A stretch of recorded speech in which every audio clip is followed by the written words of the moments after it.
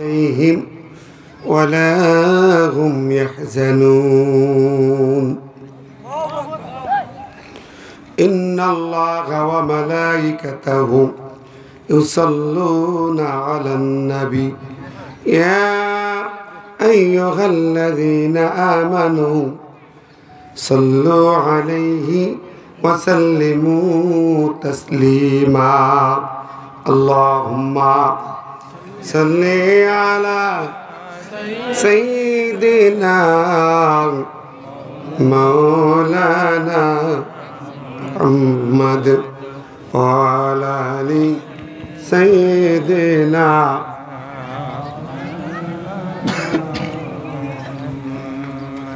জবান খুলে পড়ি আল্লাহুম্মা সাল্লি আলা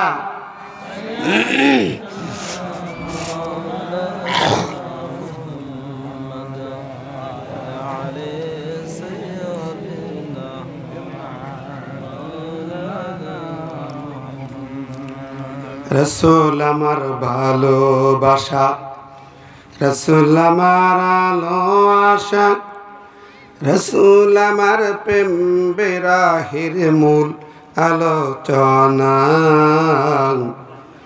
রাসূল আমার কাজে কর্মে অনুপ্রেরণা আল্লাহুম্মা সাল্লি আলা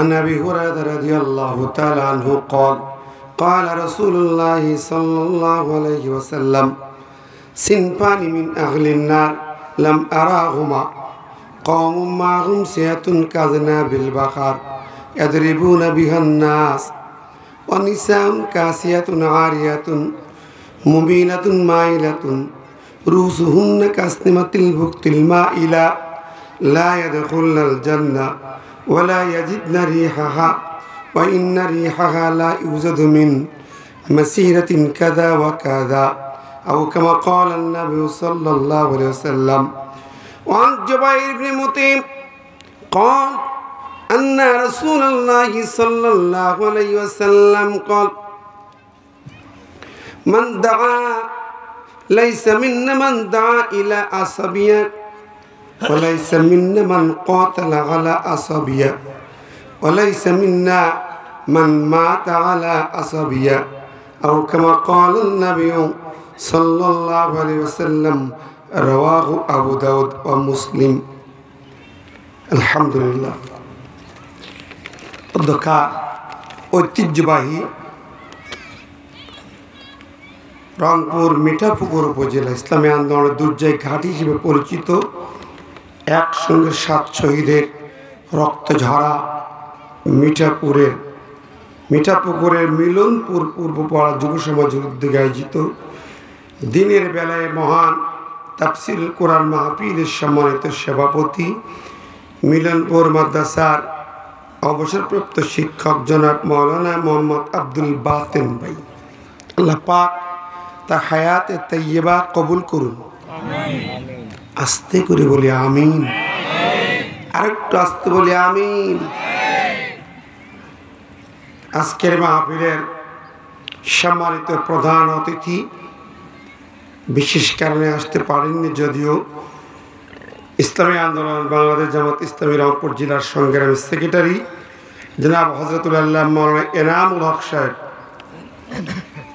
বিশেষ অতিথি সম্মানিত অতিথি জনাব আসাদুজ্জামান শিমুল আমির জামাত ইসলামী মিঠাপুর উপজেলা বক্তব্য রেখেছেন। দীর্ঘক্ষণ আপনাদের এলাকার কৃতি সন্তান তরুণ আলেমদ্দিন মুফাসসিরে কোরআন বাংলাদেশ জাতীয় মুফাসসির পরিষদের বিভাগীয় কমিটির অর্থ সম্পাদক জনাব মাওলানা আশরাফুল ইসলাম আশরাফি, আল্লাহ পাক তার কণ্ঠকে এলেমকে কোরআন প্রচার প্রতিষ্ঠার সংগ্রামে কবুল করুন। অন্যান্য সকল অতিথিবৃন্দ, মাহফিল কমিটির সভাপতি বিশাল নাম গোলাম আজম জমের জম বাতিলের জম গোলাম আজম ভাই সহ মনোয়ার ভাই সহ সকল নেতৃবৃন্দ, উপস্থিত সুধীজন, হাজিউল হারামাইন, ওলামায়ে দ্বীন, আইম্মায়ে মাসাজিদ, মুরব্বিয়ান একরাম, যুবক ভাইরা, ছোট্ট কচিকাচারা, পর্দায় থাকা মা ও বোনেরা, সবাইকে জানাই আন্তরিক সালাম ও শুভেচ্ছা। আসসালামু আলাইকুম ওয়া রাহমাতুল্লাহ। কোটি কোটি প্রশংসা সেই মহান মাহবুদের দরবারে, যিনি একান্ত মেহেরবানি করে দীর্ঘ 16 বছরের স্বৈর শাসন ফেরাউন সরকারের পতনের পর আমাদেরকে এরকম সুন্দর খোলা ময়দানে বিনা অনুমতিতে, পুলিশের অনুমতিবিহীন, হয়রানিবিহীন, ঝামেলাবিহীন, টিকটিকিবিহীন, চাটুকারবিহীন, চামচাবিহীন, দালালবিহীন কোরআনের এই আয়োজন করার সুযোগ করে দিয়েছেন। ঠিক না বে ঠিক? খুশি না বেজার? জবান খুলে বলি আলহামদুলিল্লাহ, আরো জোরে বলি আলহামদুলিল্লাহ। বিশ্বনবী শাহে মদিনায় দরুদ এবং সালাম পাঠাই সবাই বলি সাল্লাল্লাহু আলাইহি ওয়াসাল্লাম। আত্মার মাগফিরাত কামনা করি বীর শহীদদের, যাদের আত্মত্যাগ, বুকের তাজা রক্ত, বিশেষ করে এই রংপুরে কলিজার টুকরা আবু সাইদ যখন বুক পেতে দেয়, তার বুককে গুলিতে ঝাঁঝরা করে, সারা পৃথিবী কেঁপে ওঠে। এমন কোনো দিলওয়ালা মানুষ ছিল না যার দিলের ভিতরে আঘাত লাগেনি। ঠিক না ভাই? ঠিক। কিন্তু কিছু লোকের লাগেনি, এগুলো দিল কলিজা নাই। ঠিক না ভাই? ঠিক। ওটা দিল কলিজাবিহীন মানুষ। পৃথিবী কেঁপে উঠেছিল এই রংপুরের বীর শহীদ আবু সাইদের রক্ত ঝরা জীবন সব কলিজার টুকরা সকল সন্তান তুল্য বাচ্চাদের আত্মার মাগফিরাত কামনা করি সবাই বলে আল্লাহুম্মা আমিন। আমরা যারা এসেছি এখানে তাফসীরুল কোরআন মাহফিল তো নাকি? কোরআনের তাফসীর কি এখানে হয় না? নতুন আয়োজন, এটা দ্বিতীয়বার তাফসীরের আয়োজন। তাফসীর হবে নাকি? শুনবেন তাফসীর? তাফসীরের নাম হয় কিন্তু ওয়াজ হয় বেশি, আওয়াজ হয় বেশি। কোরআনের তাফসীর শুনতে হলে মনোযোগ দিয়ে শুনতে হবে। রাজি আছেন তো? কথা বল, রাজি আছেন? তাহলে একটু জবান খুলে জিকির করি সুবহানাল্লাহ,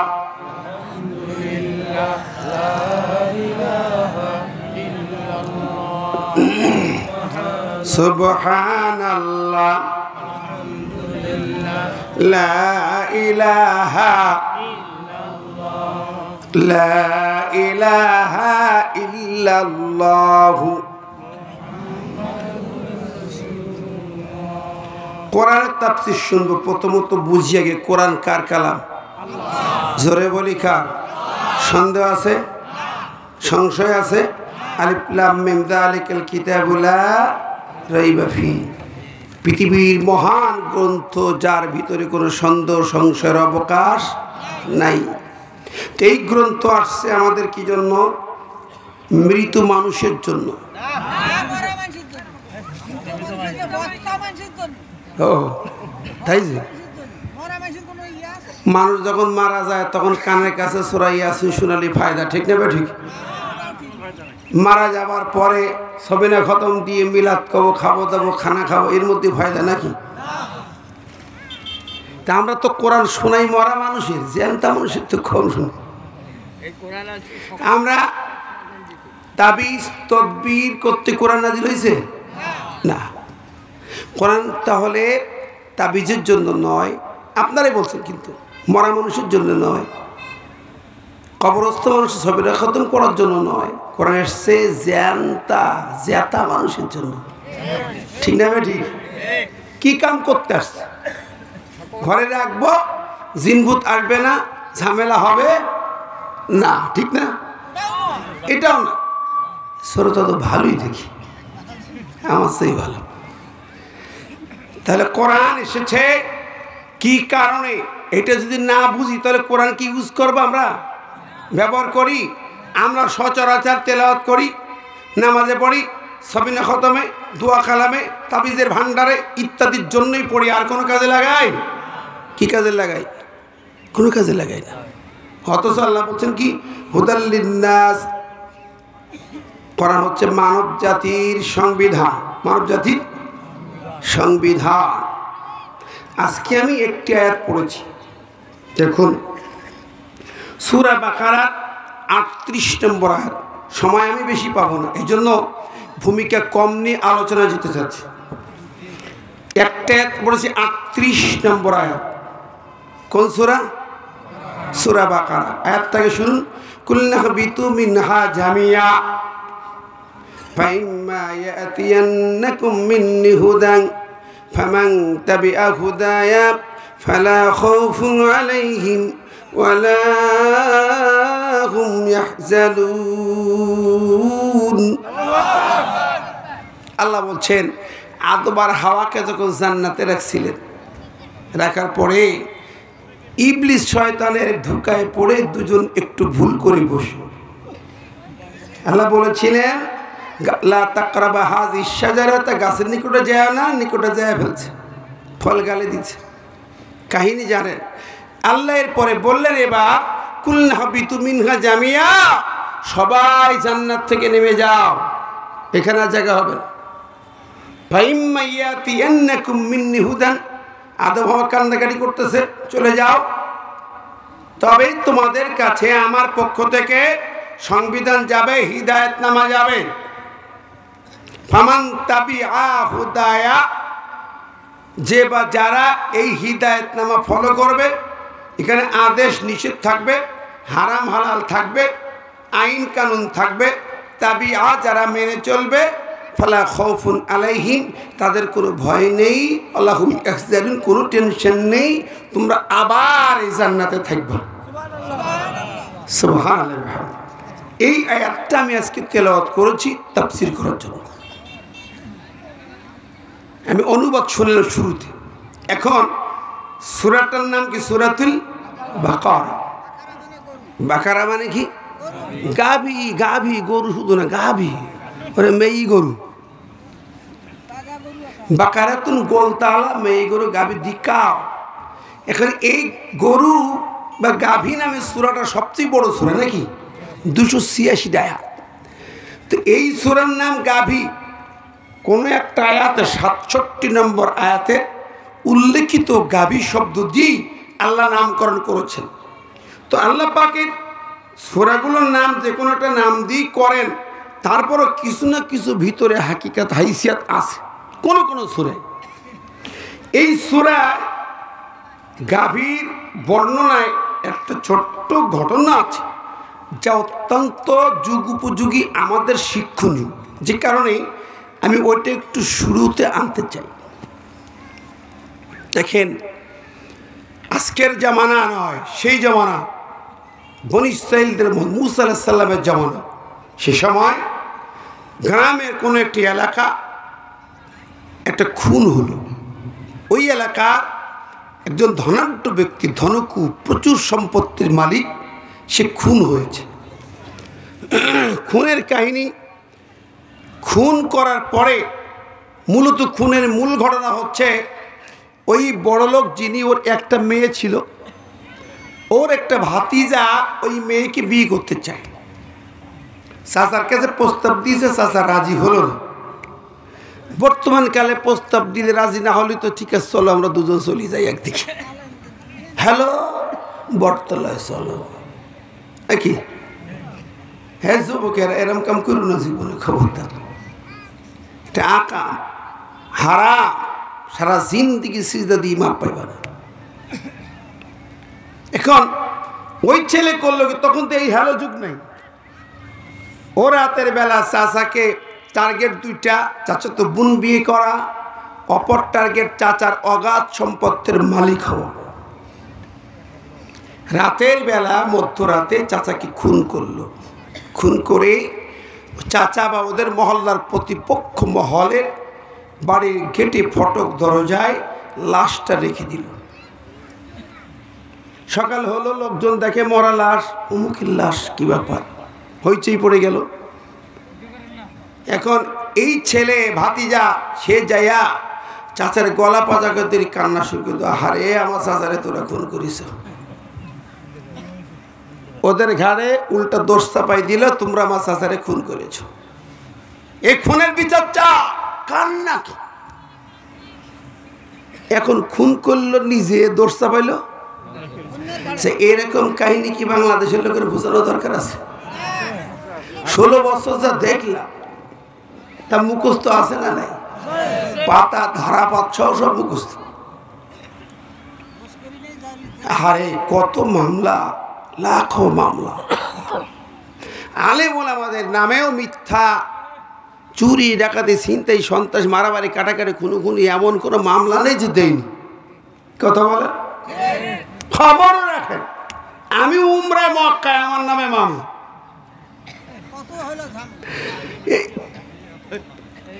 15 সালে জয়পুরহাটে মাহফিল আসলাম, বক্তৃতা করতে দেয়নি, বাড়ি যাচ্ছি পথেতে ধরি মামলা, হ্যান্ডকাপ।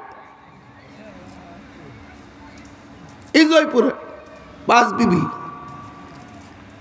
10 বছর পরে গত মাসে সেই নিকট দিকে মাহফিল করছি। বন্ধুরা আমার, এভাবে লাখো মামলা হলো মিথ্যা। সাইদি সাহেবের মতো দুনিয়ার সেরা মানুষ, একজন শতাব্দীর সেরা মানুষ, যাকে কল্পনা করতে পারবেন না, তার মর্যাদা আমি নিজে চোখে মক্কাতুল মুকাররমা দেখেছি। তো এইভাবে আমি সেদিকে এখন যাচ্ছি না, লম্বা সময় নেব। আপনারা জানেন অসংখ্য মামলা মিথ্যা দিয়া ঘাড়ে চাপাইয়া জেল খাটাইছে, মেরেছে, কেটেছে, হত্যা করেছে, কোরাস ফায়ার দিয়েছে, জঙ্গি নাটক করেছে, ঠিক না বেঠিক? এরাই পারদর্শী ছিল। ওই ছেলে ভাতিজা চাচার গলা পাজা করে হারে আমার চাচারে খুন করেছে, খুনের বিচার চাই। আমি দেখলাম নিজে খুনি কেমন করে কান্দে, বিশ্বাস হইতো না। চোখে যখন দেখলাম রংপুরি আবু সাইদকে মারার পরে দেখলাম খুনি বুড়ি তার পরিবারকে ডেকে কাঁদতেছে। আরে দেখেন নাই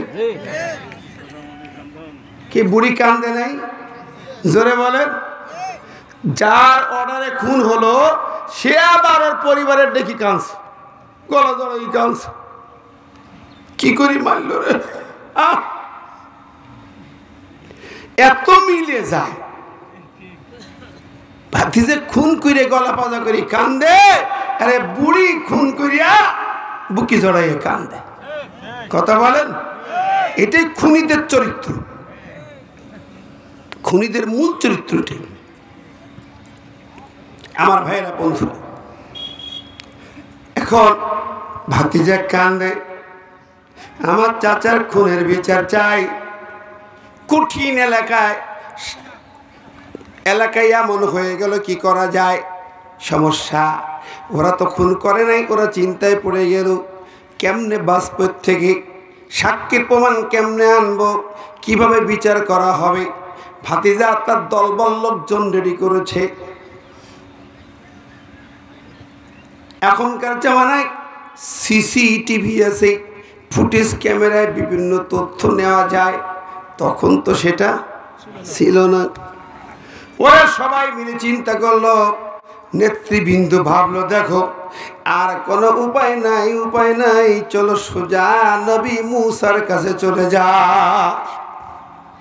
জামানার পয়গম্বর মুসা ছাড়া এর সমাধান কেউ দিতে পারবে না।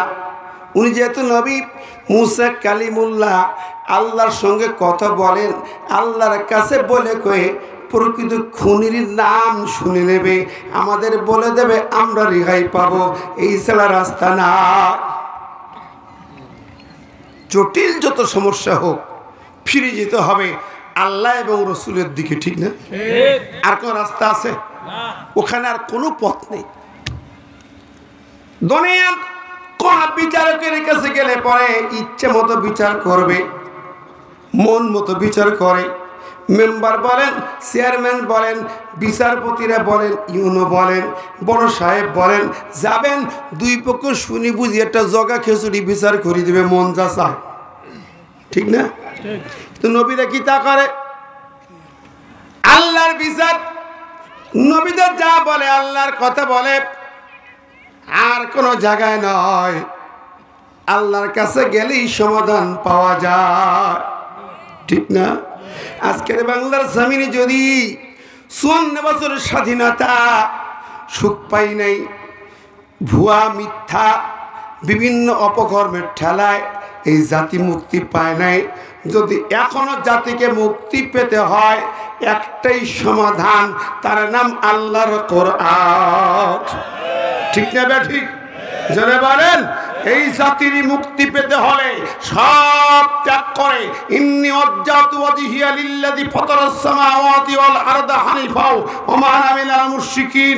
এক আল্লাহর মুখোমুখি হতে হবে, আল্লাহপন্থী হতে হবে। দিল্লি নয়, আমেরিকা নয়, চায়না নয়, নেতার গোলামি না, কোন দলের গোলামি না, আল্লাহর গোলামি। আল্লাহর আইন ছাড়া কারো আইন চলতে দেওয়া হবে না। রাজি আছি? কারা কারা দু হাত তুলে দেখাই তো।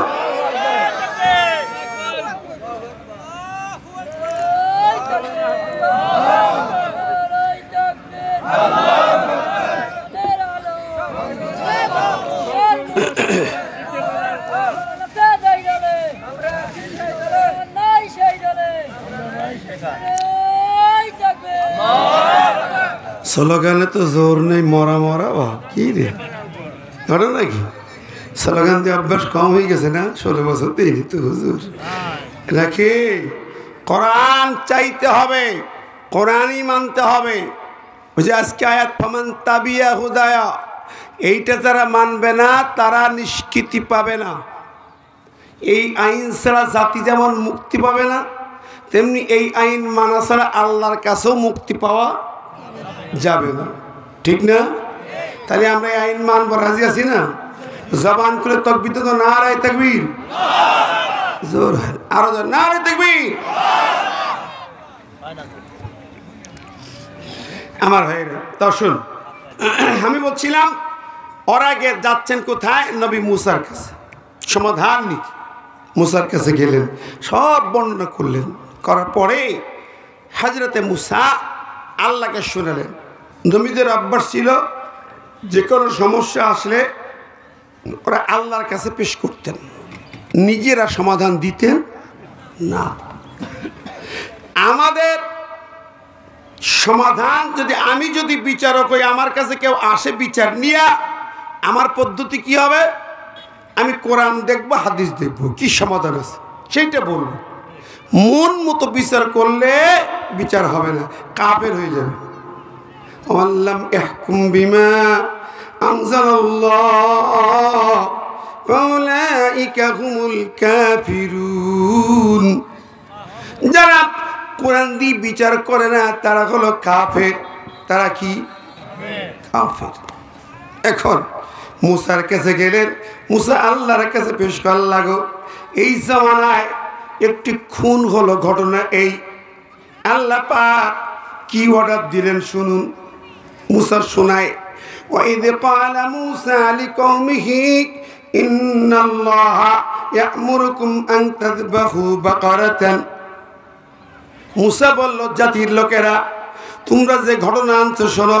ইন্নাল্লাহা, নিশ্চয়ই আল্লাহ, ইয়া'মুরুকুম, তোমাদেরকে আদেশ করেছেন, আন তাযবাহু বাকারাতান, একটা গাভী গরু জবাই করে দাও। ওরা টেনশনে পড়লো, কি রে? ওরা বলছে, ক্বালু আতাত্তাখিযুনা হুজুয়া। মুসা রে, জামানার পয়গম্বর, বড় আশা নিয়ে তোমার কাছে আসলাম। তুমি নবী, তুমি কালিমুল্লাহ, তুমি কি শুরু করে দিলি? আতাত্তাখিযুনা হুজুয়া, তুমি কি আমাদের সঙ্গে তামাশা করো? ঠাট্টা করো না তামাশা করো? আমরা চাইলাম কে খুনি জানিয়ে দাও, আর তুমি কাউ গরু জবাই করো। এটা কামের কাম হইল? তুমি কি উল্টো তামাশা করো? নবীরা কি তামাশা করেন? নবী মুসা বলেন, ক্বালা আউযু বিল্লাহি আন আকুনা মিনাল জাহিলিন।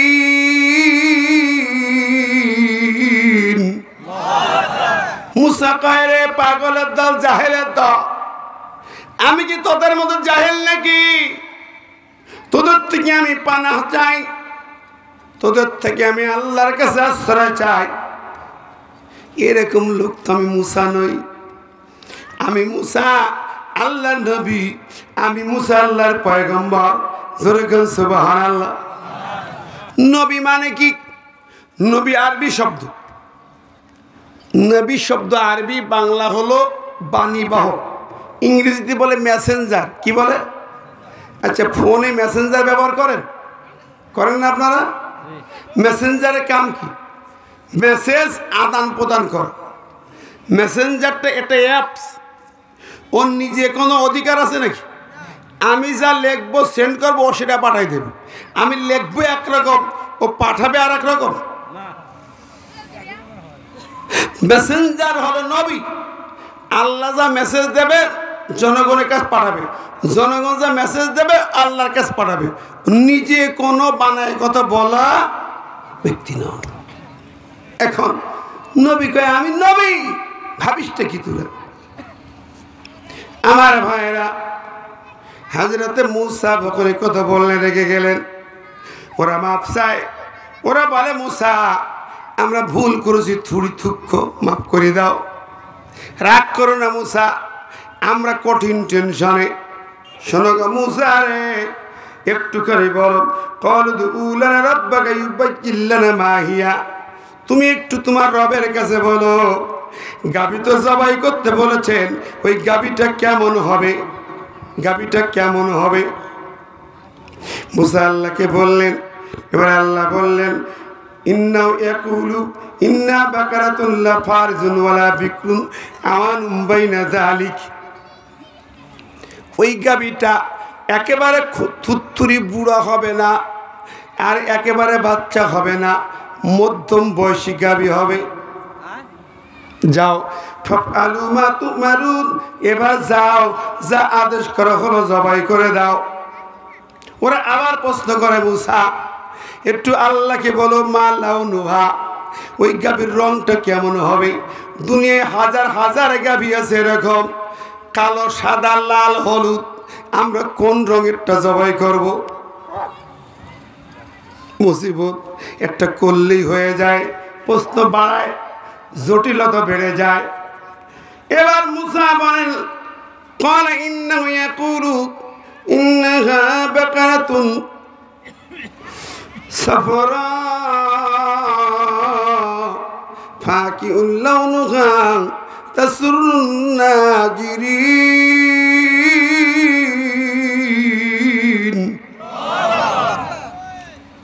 ও জনতা, গাভীটা হবে গাঢ় হলুদ বর্ণের, গাঢ় হলুদ, এমন রং হবে, চাকচিক্যময় রং হবে, চোখে ধাঁধা লেগে যাবে। তা সুতুন নাজিরিন, যে তাকাবে তার চোখটা ঠান্ডা হবে, শীতল হবে। জোরে বলেন সুবহানাল্লাহ। চোখ দেখে আনন্দ পাবে রে, চোখ ফিরাতে ইচ্ছা করবে না, এমন রং হবে। তা সুতুন নাজিরিন, দৃষ্টিধারীদের দৃষ্টি কেড়ে নেবে, চুম্বকের মতো এমন রং। আহারে, এবার ওরা তাতেও সন্তুষ্ট হইল না। কি জাতি!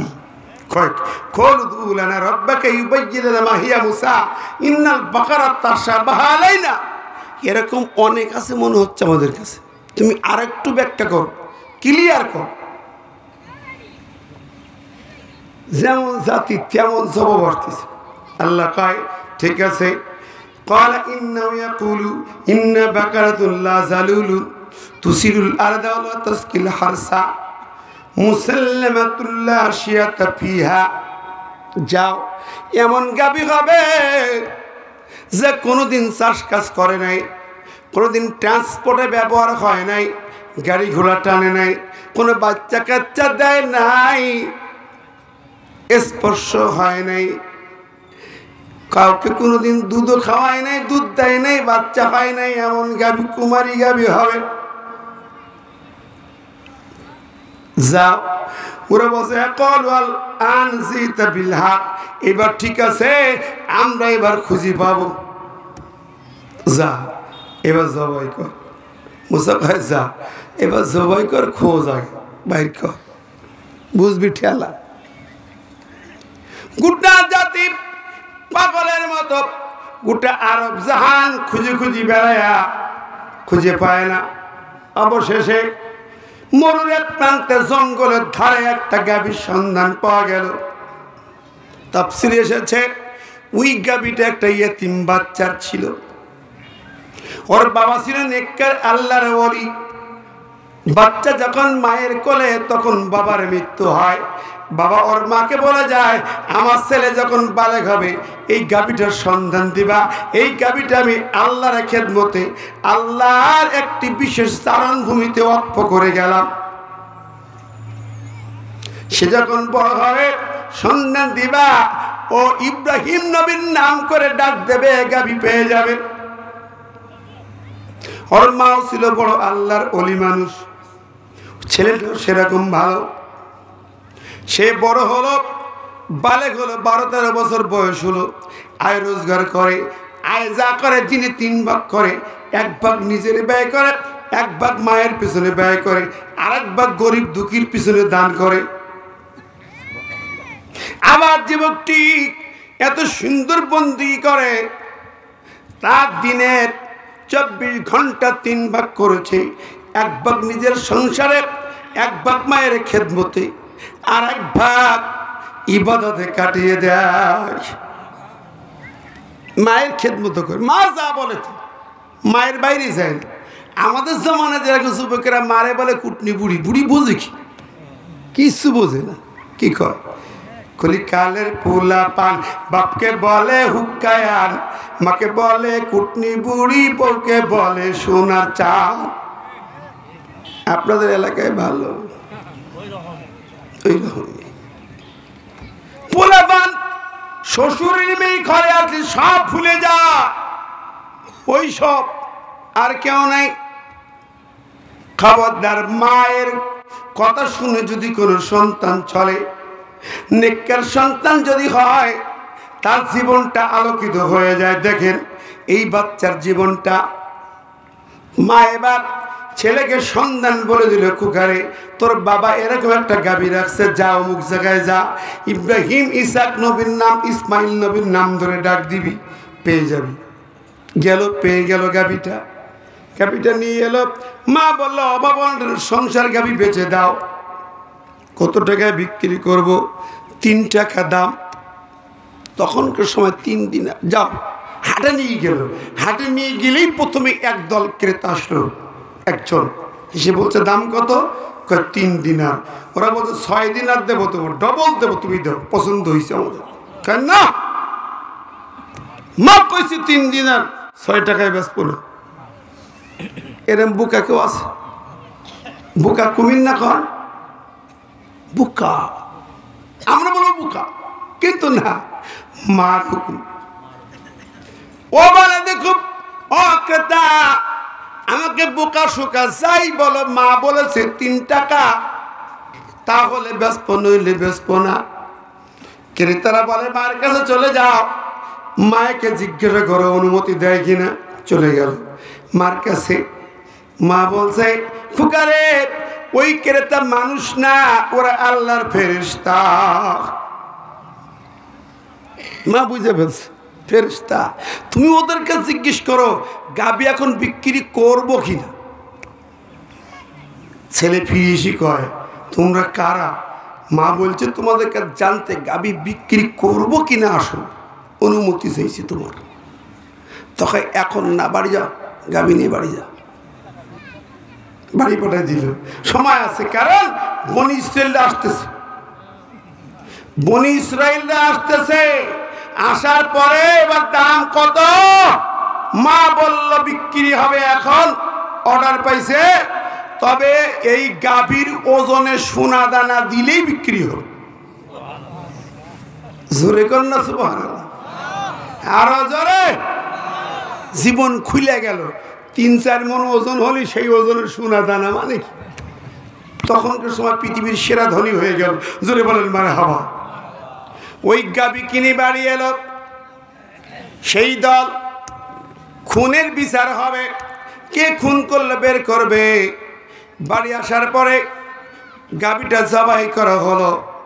মুসা বলে দিয়েছে, জবাই করে ওই গাভী গরুর 1 টুকরা গোস্ত নিয়া মৃত চাচার গায়ে লাগাইয়া দিবা। লাগালে চাচা জ্যান্ত হইয়া যাবে। জ্যান্ত হইলে পরে যা জিজ্ঞাসা করবা বলে দেবে। জোরে বলেন সুবহানাল্লাহ। বান্দরিক তাই করলে ওরা জবাই করি এক টুকরা গোস্ত যেই না চাচার গায়ে লাগালো, এলাকার লাখো জনতা এক জায়গায় হয়ে গেছে দেখার জন্য। দেখবেন না এরকম ঘটনা? গায়ে লাগাইছে সুজা চাচা, খুন হওয়া মৃত চাচা উঠে বসে গেছে। জোরে গান মারা হওয়া। চাচারে জিজ্ঞেস করে, কে খুন করছে তোমাকে বলো। চাচা বলছে, আমার কলিজার টুকরা ভাতিজা। আল্লাহু আকবার। সব তথ্য ফাঁস। এখন দেখেন, যেই না স্বৈরাচার বিদায় হয়ে মামুর বাড়ি চলে গেল। কোথায় গেছে? কোথায় গেছে? ঠিক না বেঠিক? যেই না মামু বাড়ি, আল্লাহ সাইদি সাহেব বলেছেন একটা ধাক্কা দেব মামু বাড়ি যেই পড়বা। ঠিক না বেঠিক? জোরে বলেন, আরো জোরে। ঠিকই কথা, পয়েন্টে পয়েন্টে মিল বলেছিলেন। এমন দিন আসবে পালাবার জন্য ইঁদুরের গর্ত খুঁজে পাইব না। পাইছে? কথা বলেন। দরবেশ চাচা কত টাকার মালিক নিজেও জানে না। সে পালাইলো নৌকার মধ্যে লুঙ্গি পরিয়ে দাড়ি ক্লিন শেপ করি, পুলিশ হয়েছে, গলায় গামছা দে, মনে করছে কেউ টের পাবে না।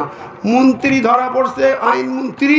ও বলছে, আমার তো ধরিয়েছ, বড় দরবেশ বসে রয়েছে, ধরো। ঠিক না বে ঠিক? ওরাই ধরাই দিচ্ছে। কতক্ষণ তথ্য কেমনে ফাঁস হয়? এই যে দীপুমণি মন্ত্রী ধরে দিল কিভাবে জানেন? তার ছোট বোনের বাচ্চা ক্লাস 8-এ পড়ে। সে বৈষম্যবিরোধী ছাত্রদের নেতাদের ডেকে আনছে, কয় আমাদের বাড়ি আমার খালা পালাই আছে। 999 ফোন দিতে, পুলিশ আমাদের বাড়ি একটা খুনি পালাই আছে। মা বলছে, করিস কে? মা, খুনির দল খুনি আমার বন্ধুদের বান্ধবীদের খুন করেছে, হাজার হাজার বাচ্চাদের বুকে গুলি চালিয়েছে। ও খুনির দল আমাদের বাড়ি পালাবে কেন? আল্লাহু আকবার। সব তথ্য ফাঁস। এরপরে দেখেন, যত খুন যত গুম সব বেরোচ্ছে না এখন। 9 সালের পিলখানায় 57 সেনা অফিসার হত্যা, 13 সালের শাপলা চত্বরে হত্যা খুনের কাহিনী এখন ফুটেজ সব বের হবে।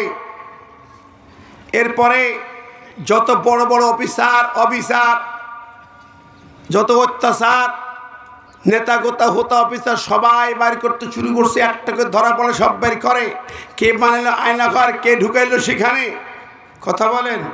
সাবেক বিচারপতি সিনহা লিখিতভাবে জানিয়েছে, যেগুলো ফাঁসি দেওয়া হয়েছে রাজাকার যে যুদ্ধাপরাধী, একটাও সঠিক নয়, কোনো এভিডেন্স ছিল, মিথ্যা মামলায় ফাঁসি দেওয়া হয়েছে। সব বের করে দিচ্ছে। ভাইরা আমার, তাহলে কোরআনের যে কাহিনী অমূলক নয়, বাস্তব। ঠিক নেবে ঠিক? মিলায় দেখেন কিভাবে মিলে যায়। গোটা দেশের সব খুন গুম হত্যার কাহিনী, জঙ্গি নাটকের কাহিনী, সব নাটক। এই বুড়ি ছিল দুনিয়ার সেরা খুনি। গত 10 বছরে 16,000-এর বেশি খুন করেছে। 16,000-এর বেশি। সর্বশেষ পালানোর সময় যে খুন করেছে সেটা ইতিহাসটা দেখেন। যখন পালায়, আপনারা জানেন তো নিশ্চয়ই, 5ই আগস্ট আমি ঢাকাতে ওই সময় ছিলাম, গণভবনে আমিও ঢুকছি। আমরা তো জানি যে উনি একজন তাহাজ্জুদ গুজার বান্দা, নাকি? তাহাজ্জুদ নামাজ পড়তো, যায় নামাজ তসবিহে পড়ি থাকতো। তা আমি গণভবনে চিন্তা করলাম একটু ঢুকি, তাহলে যায় নামাজ আর তসবি খুঁজি। সবাই তো বিভিন্নতা খুঁজ দিছে। মৌলবী মানুষ যায় নামাজ আর তসবি খুঁজি বেড়াচ্ছে, পাওয়া গেল না, কিছুই নেই। সব ভুয়া নাটক। প্রকৃত অর্থে সে ছিল খুনি। রক্তের নিশানা পাওয়া যায়, ওর পিএস বলছে রক্ত দেখলে আনন্দে ড্যান্স করতো, কাপড় খুলে যেত, রক্ত দেখলে ড্যান্স করত। এই ছিল মানুষ। তার পিএস মতিউর রহমান রেন্টুর লেখা বই, আমার ফাঁসি চাই লেখা বই, যে বই ওরা বাজেয়াপ্ত করেছে, সেই বইতে লেখা আছে সে কতটা খুনি, রক্ত পিপাসু। আছে না ওই বই? হ্যাঁ, এই বই পড়েন না, ওরা বায়ন করেছিল তো, আমি পড়েছি অনেক আগে। আমার ভাই বন্ধুরা, খুনি কারে বলে? সর্বশেষ আমি শেষ রিপোর্টটা একটু বলি, এর সাথে পুরো আবু জেহেলের মিল হয়ে যায়। আবু জেহেল, ফিরাউন, নমরুদ, এদের সঙ্গে 100 ভাগ মিল, 100 ভাগ। ফিরাউন রক্ত পিপাসু কিরকম দেখেন। ফিরাউন যখন মুসারে তাড়া করে, মুসা তার দলবল নিয়ে সাগরের প্রান্তে দাঁড়িয়ে আল্লাহ বলে, মুসা তোমার লাঠি দিয়ে সাগরে আঘাত করো। রাস্তা হলো 12টা রাস্তা, রাস্তা সাগরের মাঝখান দিয়ে 12টা। কেমনে চেনা যায়? এইটা রাস্তা, মাঝখানে পানি উঁচু, আল মাউকাত তাউদিল আজিম, পানি হয়েছে উঁচু পাহাড়ের মতো, মাঝখানে নিচে খটখটি রাস্তা, একটা একটা করে 12টা, মাঝখানে মাঝখানে পানি উঁচু, পানির ফাঁক দিয়ে রাস্তা। মুসার বাহিনী চলে যায়। ফিরাউনের দলবল যখন সাগরের কিনারে আসে, ফিরাউন চমকে গেল, দাঁড়িয়ে গেল। ঘোড়ার দল দাঁড়িয়ে যায়। হামানের দলবল বলে, ফিরাউন চলো। মুসা বলে, ফিরাউন বলে, হামান রে দেখো মুসার জাদু দেখো সাগরের মধ্যে।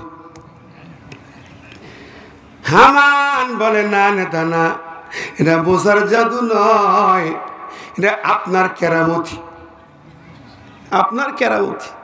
আপনি আইছেন, আপনি বলছেন আলাইসা লি মুলকু মিসরা ওয়া হাজিল আনহারু তাজরি মিন তাখতি, এই মিশর আমার কথায় চলে, নদীর পানি সাগরের পানি আমার হুকুম মানে। আপনি আসছেন তাই আপনার জন্য সাগর রাস্তা বানাইছে, মুসা ফাঁকে দৌড় দিছে। চলেন। ফিরাউন যাইতে ভয় পায়। ফিরাউনের ঘোড়া হাঁটু গেড়ে বসে যায়, আর ওরা ঘোড়াকে পিটায়। ঘোড়া বিপদ দেখলে যায় না, ওরা ঘোড়াকে পিটাই। অবশেষে করল কি জানেন? এত বড় খুনি ওরা, ফিরাউন হামান এমন খুনি, ওরা বলে মুসাকে ধরতেই হবে, ধরতেই হবে। কি করা যায়? তাহলে ওরা পিটায় পিটায়া ঘোড়াকে তুলতে পারে না। ইবলিস আইসা যুক্তি দিল, এগুলো পুরুষ ঘোড়া, কিছু মাইয়ে ঘোড়া সামনে লাগাই দে, তাহলে ঘোড়া উঠে যাবে। নাউজুবিল্লাহ। কিছু মাইয়ে ঘোড়া, ড্যান্সিং গার্ল, ড্যান্স দেবে, মেয়েরা ড্যান্স দেবে, গান গাবে, যুদ্ধ যারা করবে তারা দৌড়াবে। এটা কাফেরদের প্ল্যান। এখনো ওদেরও ছিল কি ছিল না? ওরা মমতাজের মতো গানিক, 2.5 পাস, সে হয় এমপি, 2.5 পাস, পার্লামেন্টে গান গায়। ওরে ফারুক খান নায়করে বানাই এমপি, ক্রিকেটারকে বানাই এমপি, সংসদকে ক্রিকেট খেলার জায়গা। এইসব গায়িকা নায়িকা আকামের হুন্ডিগুলাকে বানাই তো এমপি মন্ত্রী। আমার ভাইরা, ওই নারী ঘোড়া মাদি ঘোড়ার সামনে দিয়া ঘোড়াগুলো তুলে সাগরের মধ্যে চলে যায়। মুসাকে ধরবে, খুন করবে, রক্ত চুষে খাবে, ঠিক কিনা? এইরকম রক্ত চুষা চলে যায়, ওর ভিতরে চলে যায়। যাবার পরে আমার আল্লাহ পানির মধ্যে সুপায়া সুপায়া মারা দিলেন। জোরে গান সুবহানাল্লাহ। আমি কইছি কেমন রক্ত চুষা, ধরার জন্য মারার জন্য ওই জায়গায় কেউ ঝাঁপ দেয়, মনে ভুলেও যায়।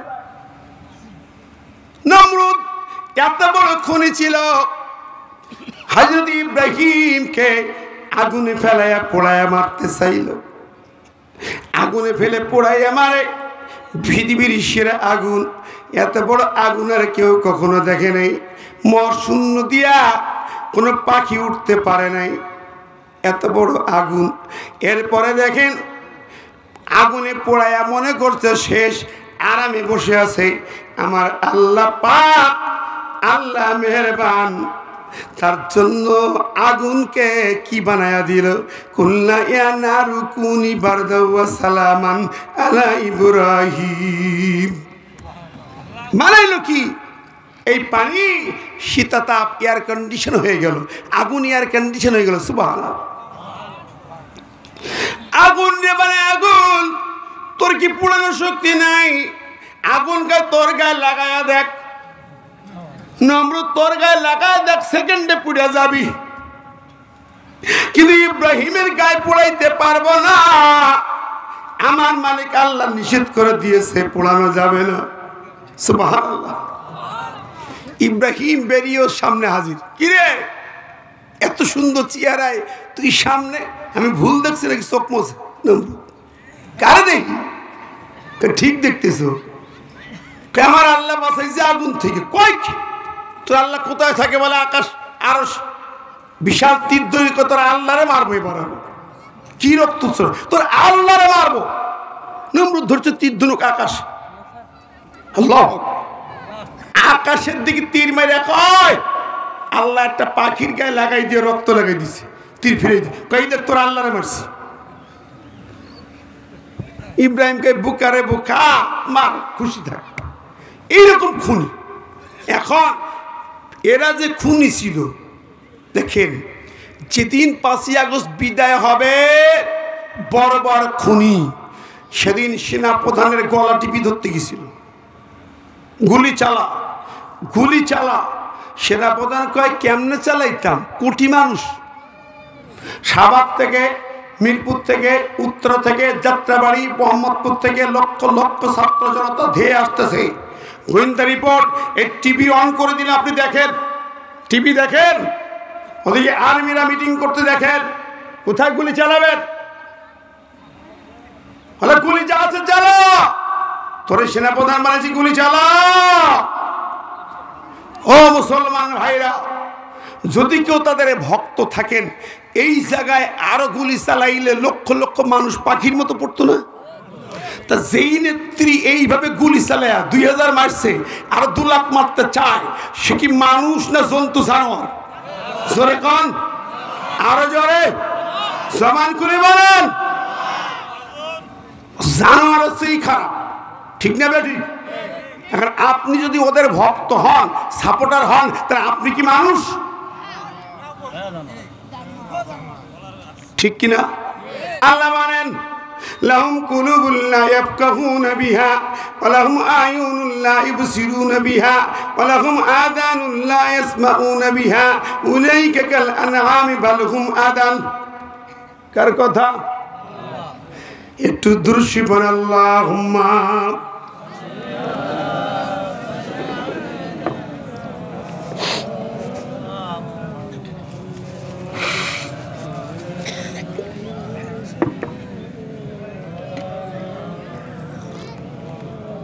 আমার ভাইরা একটু গলা ভাঙছে, বোঝা যাচ্ছে না? আমার যারা চেনেন, আসলে এবছর মাহফিলের চাপ এত বেশি সারা দেশে, যেসব মাহফিল আমার করতে দেয় নাই, ভাঙছে, 44 ধারা গ্রেপ্তার, মামলা হামলা হয়েছে, শত শত মাহফিল ছিল।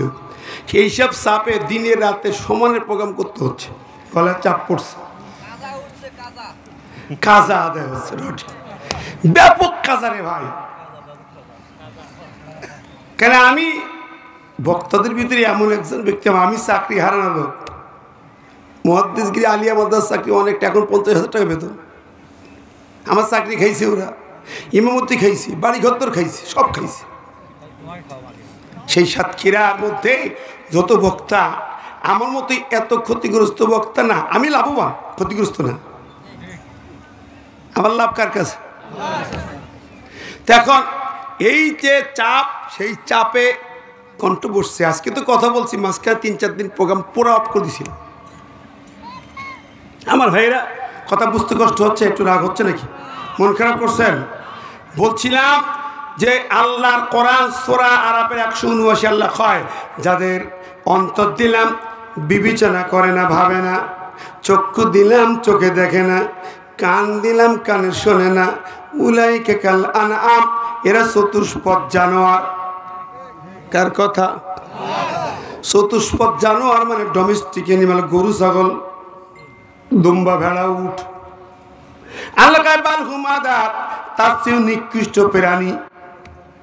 তুই অন্তর দিয়া ভাবলি না কত খুন, কত হত্যা, কত মামলা, কত মিথ্যাচার, একবার ভাবলি না? চোখে দেখতে পাইলি গুলি আর গুলি, তারপরও তোর চোখ বোঝে না, কানে তুই কান্নার আওয়াজ শুনিস না। এই উত্তরবঙ্গের ওই সিলেটের কান্না আজ আমার কানে বাজে, কলিজার মাঝে বাজে। ওকে গ্রেপ্তার করে ওসি যখন রিমান্ডে নিয়ে 2 মাস রিমান্ড পিরায়, রিমান্ডে নিয়ে কাঁচা নখ প্লাস দিয়া কাটে। এই কাঁচা নখটা প্লাস দিয়ে কাটতেছে। যুবক বলে মনে হলো আমার বুকটা ফেড়ে কলিজায় চাকু দিয়ে কাটে।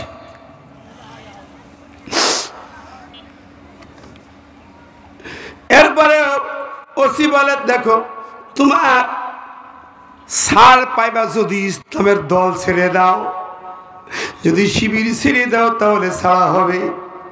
যুবক বলে ও নেতার ওসি রে, একটা কাঁচা নখ কাটতেছে, একটা নয়, একটা করে হাত, 2 হাতের 10টা কেটে ফেলবে, 2 পায়ের 10টা কেটে ফেলবে, আমার বুকটা চিরি কলিজাটা চাকু দিয়ে কাশি দিয়ে কাটবে, তারপরও আমাকে ইসলামী আন্দোলন বন্ধ করাতে পারবে না।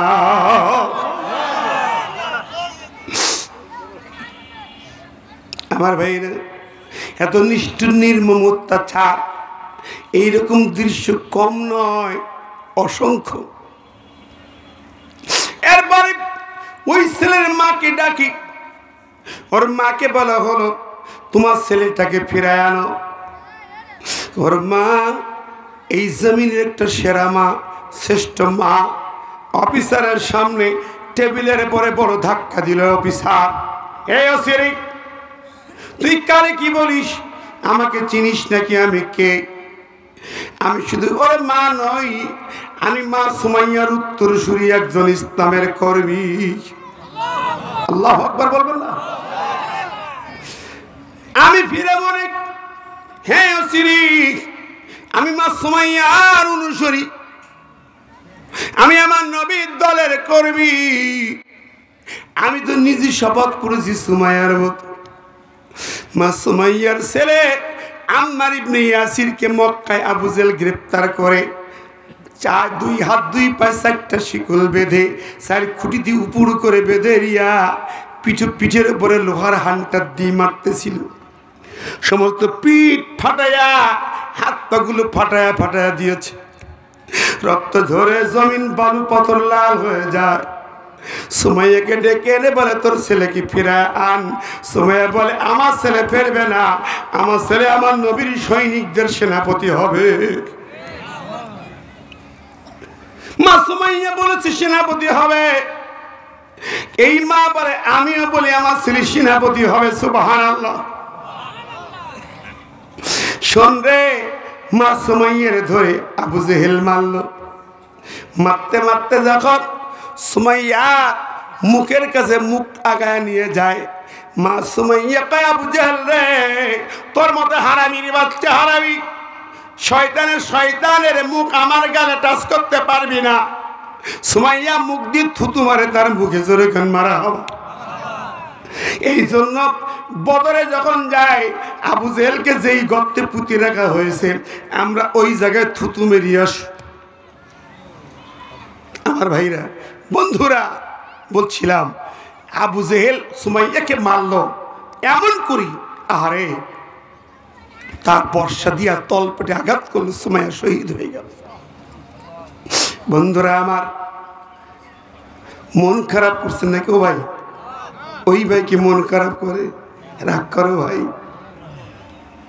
মা সুমাইয়া উল্টো করে ঝুলাইয়া মেরেছে, শহীদ করে দিল। এরপর সুমাইয়ার স্বামী ইয়াসিরকে হত্যা করেছে কিভাবে?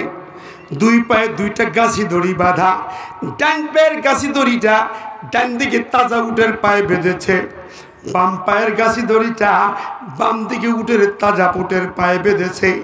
দুই উট দুই দিকে উত্তর দক্ষিণে টান দিছি, উটকে পিটাইতেছে, উট টানতেছে। বলুন তো কি হয়? দুই পা ফাঁক হয়ে ছিঁড়তে শুরু করেছে, মলদারের নিচ থেকে চিরা শুরু হয়েছে, রক্তের ফুটা ফুটা পড়তেছে, যন্ত্রণায় ছটফট করে। ইয়াসির কেঁদে কেঁদে বলে, আল্লাহ ওগো মালিক, তুমি দেখো ওরা আমাকে চিরে দুই খণ্ড করতে চায়। মাওলা রে, আমার শরীর শুধু দুই খণ্ড নয়, যদি খণ্ড খণ্ড টুকরা টুকরা করে, তবু আমি তোমার দল মুহাম্মদের দল ছাড়তে রাজি না। জোরে কন্যা মারহাবা, আর জোরে বলেন মারহাবা। ও বন্ধুরা, এই অত্যাচার নিশ্চিত রুলার আমার দেশে চলেছে, ঠিক না? ঠিক জোরে বলেন। আল্লামা সাইদিকে থুকা দিয়ে প্রতারণা দিয়ে কাশিমপুর কারাগার থেকে নিয়ে এসে মুক্ত করে ছেড়ে দেবে বলে নিয়ে এসে পিজি হাসপাতালে ঢোকায় মেডিকেল কিলিং ইঞ্জেকশন পুশ করে হত্যা করেছে। কথা কন, জোরে বলেন। এই হত্যার বিচার বাংলার মাটিতে আমরা চাই কিনা? চাই কিনা? আল্লাহর কোরআনের পাখিকে যারা মেডিকেল কিলিং করে হত্যা করেছে, ওই ইসকন, ওই ভারতের ইন্ধনের যেভাবে মেরেছে পবিত্র ডাক্তার মেশকাত জামান ডাক্তার, একটারও ক্ষমা হবে না, দিদি বুড়ি মাপ পাবে না, তাদেরকেও জমিনে বিচারে মুখোমুখি দাঁড়াতে হবে। কারা কারা বিচার চাই দু হাত তুলে দেখায়।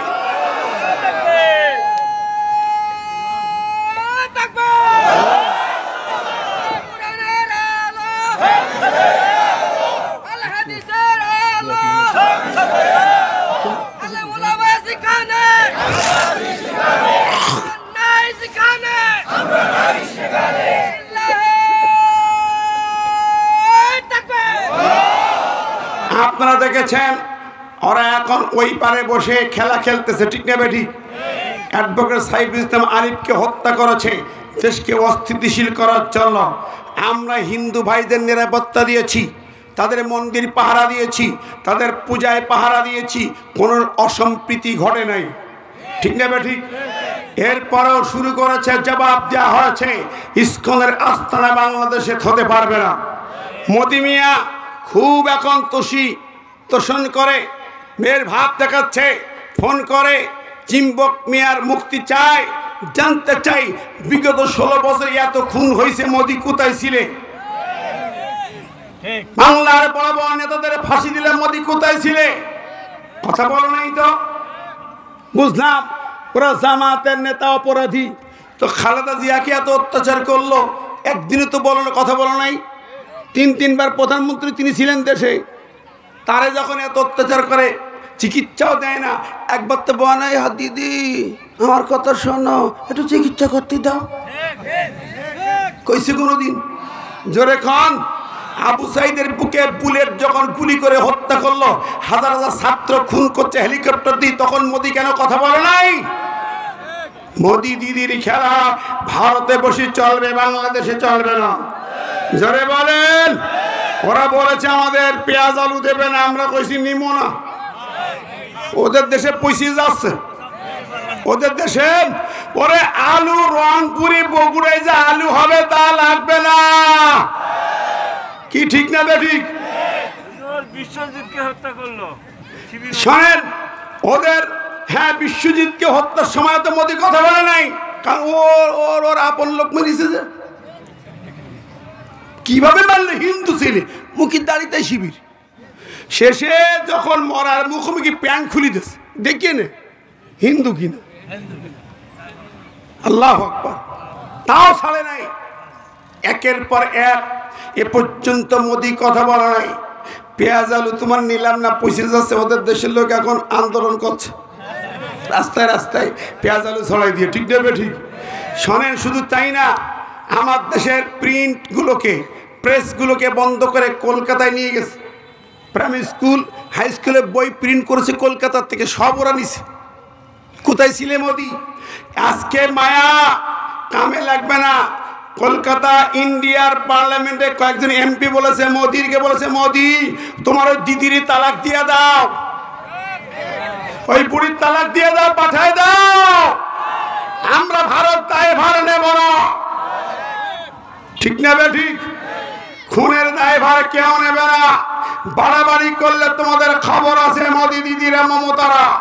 বাংলার জমিনে আমাদের সেনা অফিসাররা মিটিং করেছে, গত সপ্তাহে বলেছে, ভারত তুমি ভেবো না, আমরা ৭২ সেনাবাহিনী না, শেখ হাসিনার সেনাবাহিনী না, বাংলাদেশের সেনাবাহিনী তোমার সেনাবাহিনীর মোকাবেলা করার যোগ্যতা রাখে। এরপরে আমাদের সাথে ১৭ কোটি জনগণ সাথে আছে। বাংলার ১৭ কোটি জনগণ ৩৪ কোটি হাত নিয়ে রাস্তায় নামবে, ভারতের বাহিনী ঢুকতে পারবে না। রাজি আছেন না নাই? দুহাত তুলে দেখান তো কারা রাজি আছেন।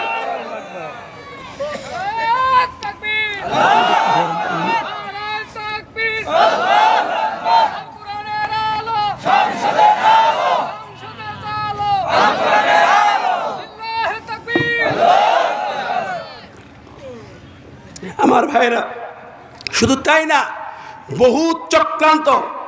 সর্বশেষ ওরা তাবলীগের বিশ্ব ইজতেমায় হাত দিয়েছে। কথা বলেন, দেখছেন না? বিশ্ব ইজতেমায় হাত দিয়েছে, যেখানে মুসল্লিরা যায়, তসবিহ যায়, নামাজ নিয়ে আল্লাহ বিল্লাহ করে, সেই জায়গায় গেছে লাঠি আর ছুরি নিয়ে, কেরেজ দিয়ে। কারা গেছে এখানে? ওই বুবুর দোসর তাবেদার গোলাম, ওর কিছু নেতারা উস্কানি দিয়া কিছু খুনি ডাকাত নিয়ে সেখানে হামলা করেছে। ঠিক না বে ঠিক? জোরে বলেন। আমরা বলেছি সাতপন্থী জুবাইরপন্থী কোন মানুষপন্থী আমরা না।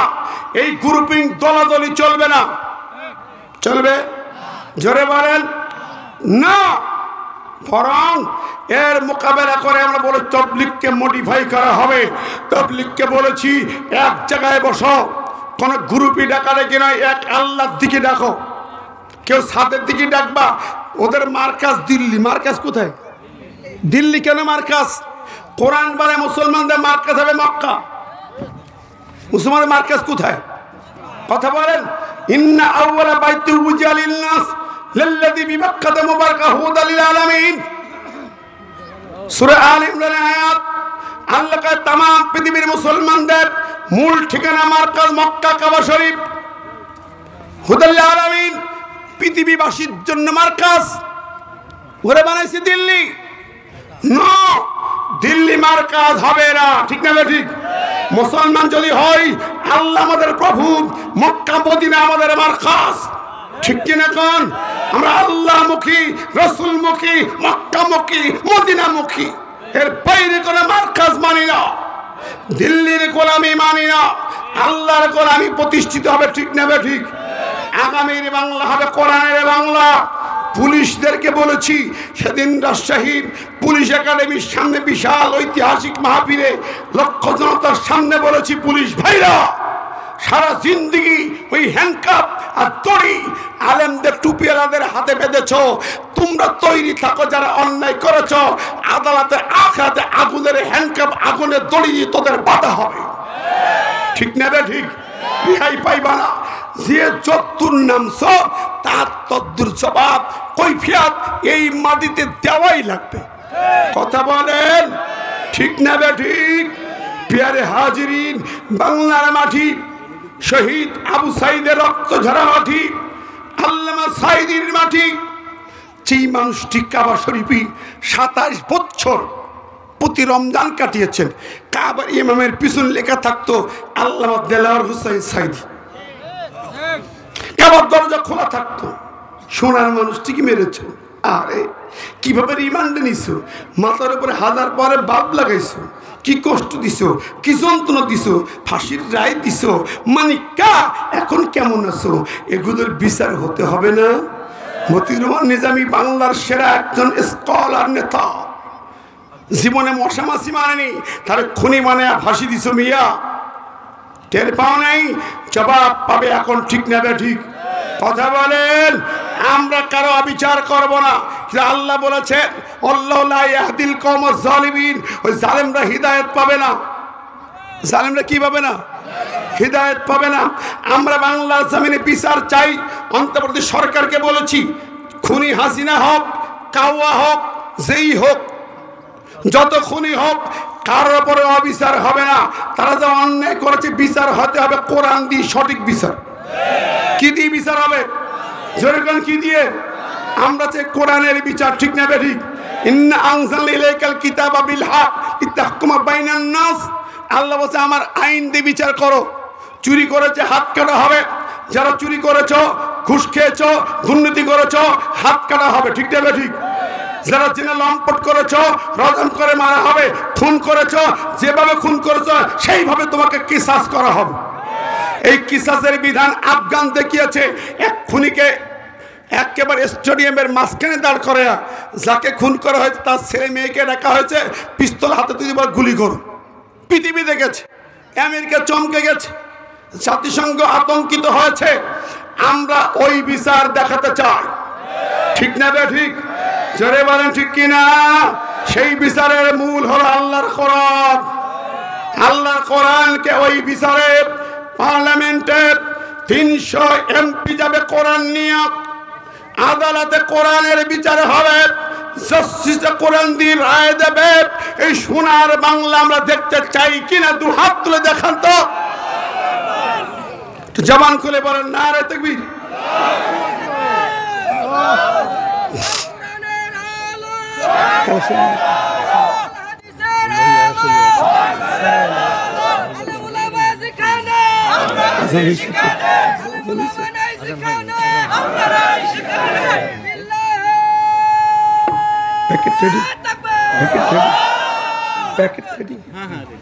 আমার ভাইরা, আপনারা দুই একদম আজান হয়েছে দেখি উঠছেন কেন? নামাজ তো এখানে পড়বেন, সমস্যা কি? এত ব্যস্ত কেন? এত সুন্দর পরিবেশে দুই একজন ভাই নষ্ট করছেন কেন? আমরা দুটো হাত দেখাইছি আল্লাহর কোরআনের জন্য, ঠিক কিনা বলেন? হাত দেখান তো আল্লাহকে, দেখেন দেখেন। কোরআনের জন্য যারা কোরআন প্রতিষ্ঠার জন্য হাত উঁচু করে, দিন প্রতিষ্ঠার আন্দোলন ছাড়া মুক্তি নাই, জিহাদ ছাড়া মুক্তি নাই, ঠিক না বেটি? কোরআন নিতে হবে, সহজে যাবে না। বুকের তাজা রক্ত ঢেলে দিতে পরে যে আবু সাইদের মতো ঢালতে হবে। রাজি আছেন কিনা? জবান করে রাজি আছেন? নারে তাকবীর। তাহলে হাত, একটা হাত পকেটে ঢুকান, এবার একটা হাত পকেটে ঢুকান। কোরআনের জন্য, ইসলামের জন্য, এই আল্লাহর কোরআন, আল্লাহ বলছে কোরআনের সাথে যারা থাকবে তারা আমার সাথী সঙ্গী হবে। ইন্না লিল্লাহি আহলিন, নিশ্চয় আল্লাহর কিছু আহল পরিবার আছে, তারা হচ্ছে আহলুল্লাহ, আহলুল কোরআন হুম আহলুল্লাহ। কোরআন ওয়ালারা আল্লাহ ওয়ালা হবে। কাজে কোরআনের জন্য যেন মা বোনরা যারা আছেন, আমার মায়েরা বোনেরা, মা সুমাইয়ার মতো মা বোন হতে হবে। নিজের বুকের তাজা রক্ত দেবে, সন্তানকে ইসলামের মধ্যে মুজাহিদ বানাবে, সেই হলো মা সুমাইয়া। মেহরবানি করে আপনার তাড়াতাড়ি প্যাকেটে ভরেন, তাড়াতাড়ি প্যাকেটে দেন, 4 পকেটে যা আছে কেউ ফেরাবেন না। দর্শী বান আল্লাহুম্মা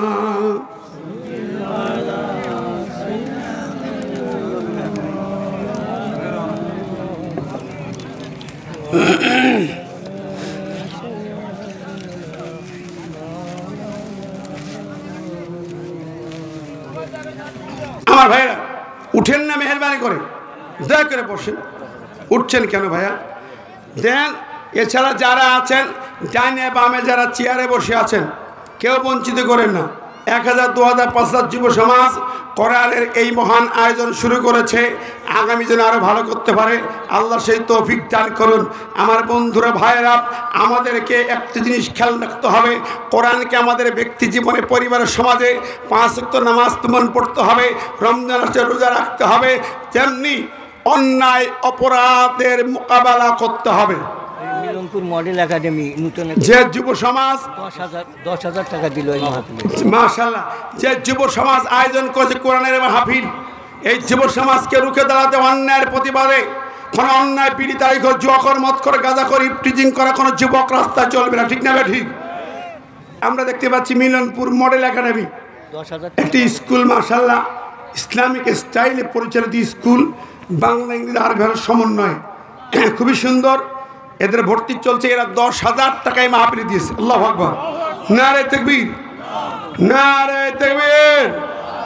আল্লাহ দান কবুল করুক, সবাই বলে আমিন।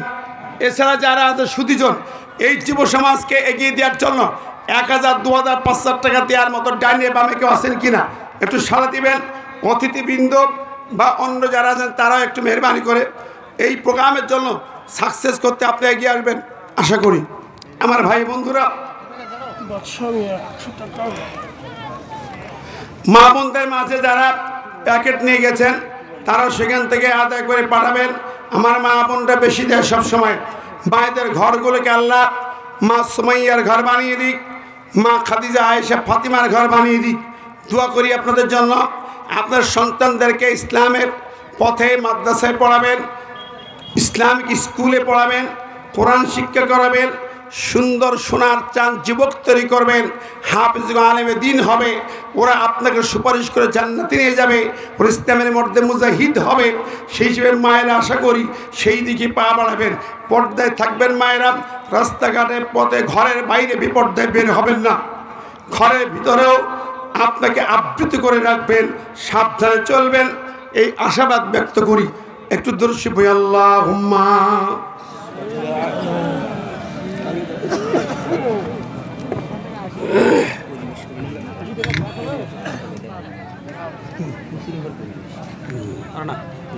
না না পরিবেশ খারাপ না, পরিবেশ শান্ত ছিল কিন্তু লোকজন একটু কম। মাইকের সাউন্ড ক্লিয়ার না, গলাও ক্লিয়ার না। আমার ভাইরা বন্ধুরা, তা আমরা একটু দোয়া করবো নাকি? সবাই কষ্ট পাচ্ছেন? আসেন আমরা সকল অত্যাচার, মিথ্যাচার, অবিচার থেকে যে মুক্তি পেয়েছি, আগামী দিন যেন এরকম আর পুনরাবৃত্তি না ঘটে, ঠিক না বেটি? এই জন্য নেতা বাছাই ঠিক করতে হবে। যাদের কাছে কোরআন আছে তারাই সৎ, ঠিক না বেটি? কোরআনের আলেমরা কখনো জঙ্গি হয়নি, সন্ত্রাসী হয়নি, ওরা বানিয়েছে কিন্তু হয়নি। কোরআনের আলেমরা কখনো অবিচার করে না, ঠিক না বেটি? সুতরাং কোরআনওয়ালা যারা, তাদের সাথে আমাদের থাকতে হবে। যারা কোরআনের আলোয় সমাজের বিচার, প্রশাসন, আইন আদালত, রাষ্ট্র সরকার চালাবে, তাদের সাথে থাকলেই আপনি জান্নাতে যাওয়ার গ্যারান্টি পাবেন। আর তাদের সাথে না থাকলে জান্নাতের ঘিরানো পাবেন না। কঠিন কথা, কোনো সুযোগ নেই। সুতরাং আমাদের কি সেই পথে, আল্লাহর পথে, আল্লাহর দ্বীনের পথে আসতে হবে। আমরা আল্লাহর কোরআনের রঙে রঙিন হব, তাছাড়া পথ নাই। জালিকা বিআন্নাহুম কারিহু মা আনজালাল্লাহু ফাআহবাতা আমালাহুম। কোরআন দিয়ে যারা আমল করবে না, কোরআনের পক্ষে থাকবে না, ওদের নেক আমল আল্লাহর দরবারে কবুল হবে।